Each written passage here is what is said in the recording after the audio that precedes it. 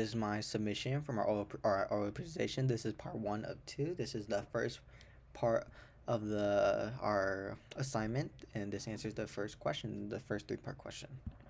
And the first question about on this is what material things that you possess or own that symbolize some aspect of your character and identity. The material object I would bring that identifies myself would be my journal. With Egyptian life, literature was a major part of their lives, and being literate in Egypt at this time gave a high class of life. In Module B, topic Egypt, the Book of the Dead. It states that Humphrey was a scribe. He was literate and had a high station of life. A journal offers endless opportunities of creativity, a blank canvas for users to fill with whatever comes to their mind. Taking my journal with me into the afterlife grants me the ability to reflect on my life's hardships and triumphs, reflecting on my mistakes and using them as opportunities to learn and grow. My journal gives me a way to express how I feel throughout my writing and allowing me to spill out my emotions instead of keeping them bottled up.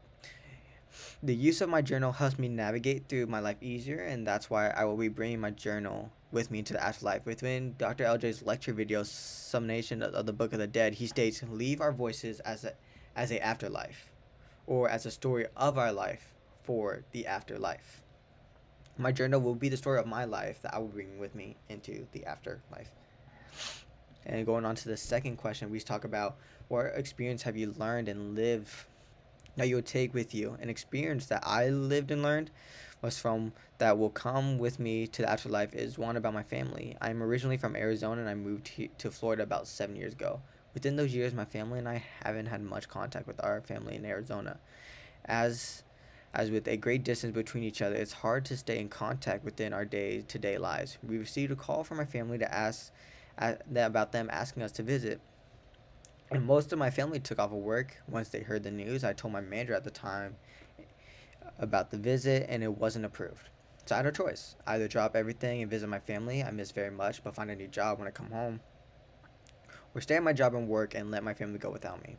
Going back and forth on the options, I decided to pack my things and go with my family. Once we arrived, we met my aunts, uncles, and cousins I haven't seen for over 6 years.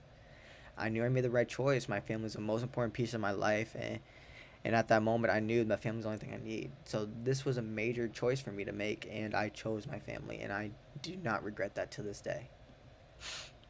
Another experience I would take with me is my weightlifting career. Weightlifting has taught me so many great virtues such as discipline, patience, diligence, and much more.